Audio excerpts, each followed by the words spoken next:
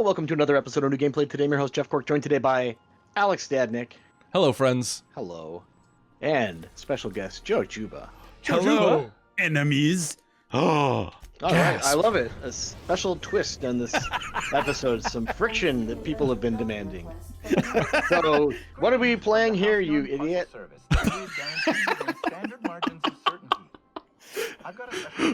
We are playing the Outer Worlds new DLC. It is the first DLC pack from the Outer Worlds that came out September, October, or August of last year? Yeah, probably. Something like that. I think it was in the fall. I don't think it was as early as August. For sure. Yeah. Okay, so this is the first big story DLC pack. I think the first of two that they've announced, right? Correct. And it's part of a. You can get a hold of it as part of a. I think like they have like a season pass style DLC plan for it. Ooh, old-timey. I love it. I do miss those days of map packs and whatnot. Yeah. Damn your battle pass. Okay, so Alex, where are we in this whole like how does this slot in to the larger Outer Worlds story structurally? So it seems, from what I've experienced so far, it seems like it's kind of a one-off in the middle of the story. You have to complete the main Monarch quest line before you can start it.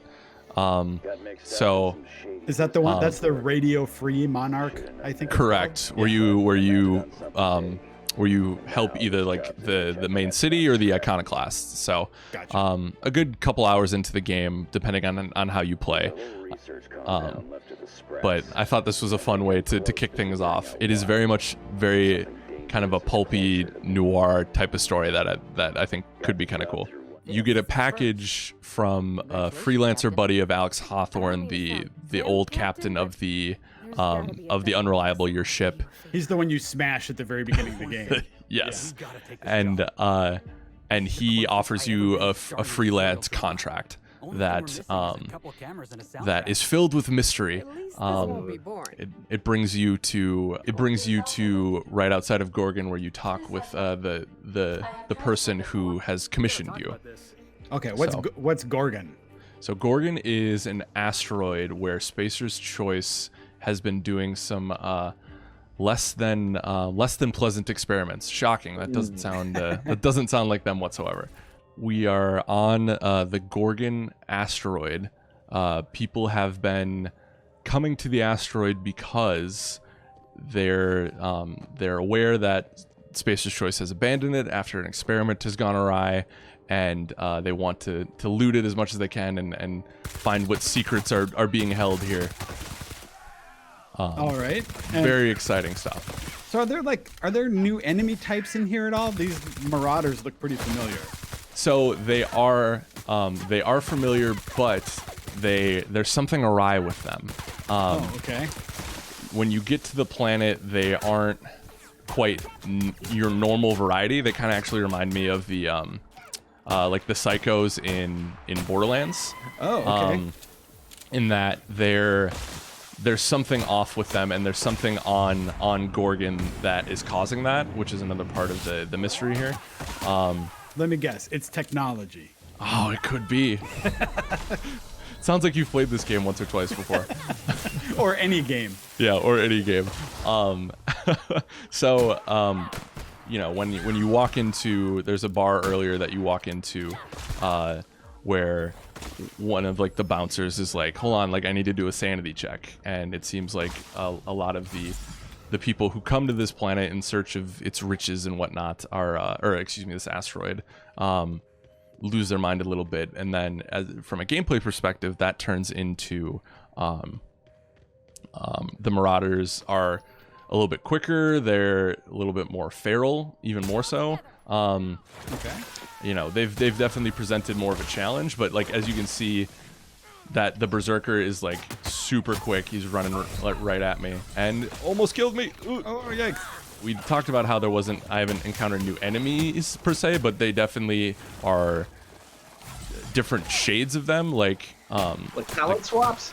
Yeah.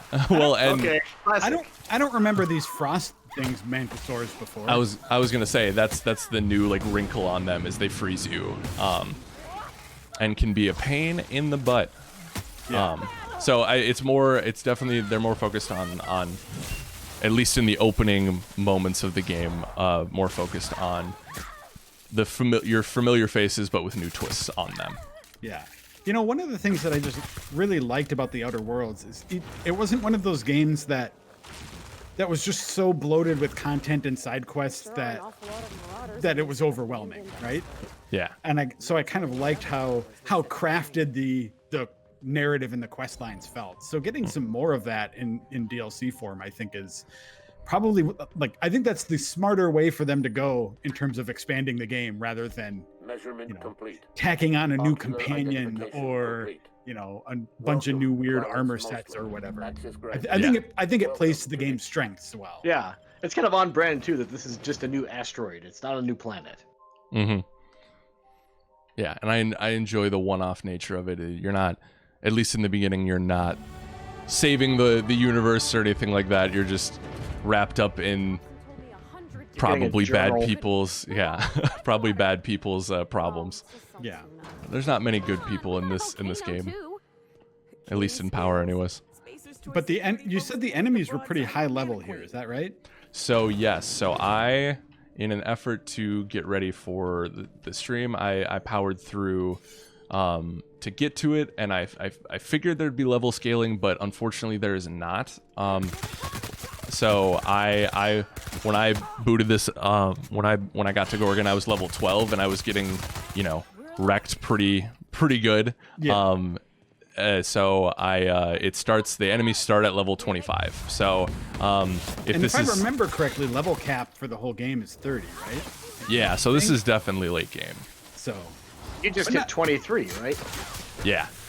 Yep. So later game, but not necessarily post game. You don't need to finish it first. No.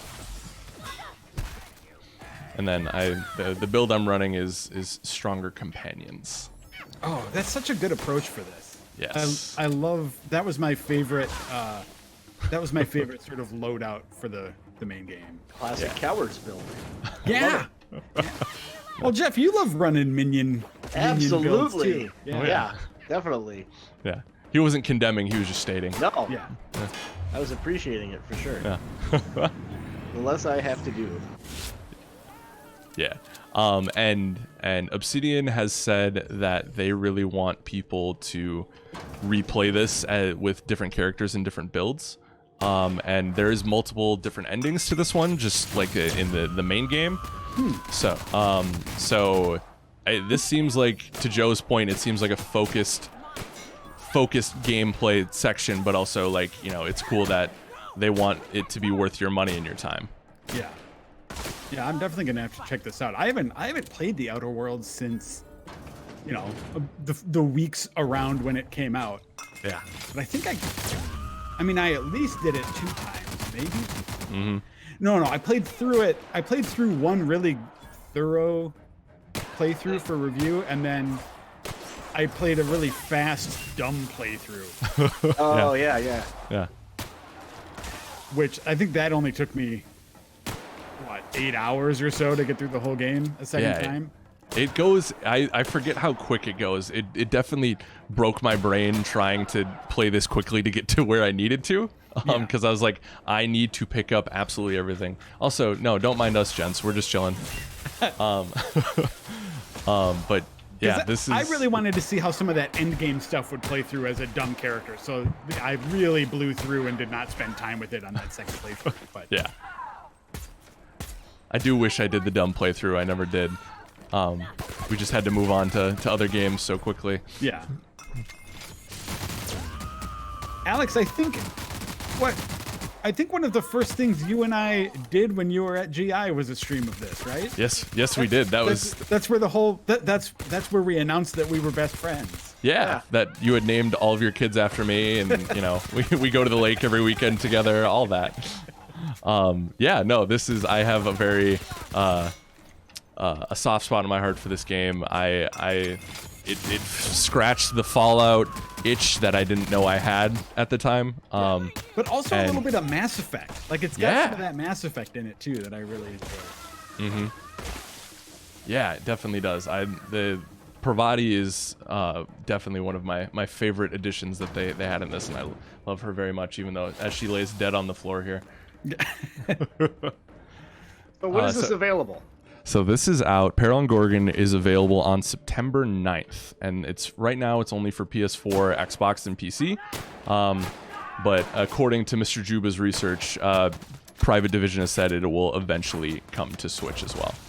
Yeah, they just didn't have they don't have a confirmed date for it, but they did say that it will be hitting that platform eventually. Also, if you're interested, it's on Game Pass for 10% off, which is a cool thing, and in part of the expansion pass, which is $25 that would come with the second DLC. So I'm really enjoying it. I'm excited to play more. Any indication on about how long this thing is? Let's break it down to the raw robotic numbers. I cannot confirm. Perfect. Yeah. So there you go. Excellent. Well, thanks for showing this off, Alex. We appreciate it. You are very welcome. And Joe, thanks for coming and stinking up the place. We appreciate that as well. You're welcome, idiot. All right. Thanks a lot for watching, jerks. Bye. Shut up and let me listen to the game. Oh, pardon me. I was just brainstorming a really good comment. Subscribe to Game Informer's YouTube for new episodes of new gameplay today every single week. We are proud of them, and we have fun making them. Thanks.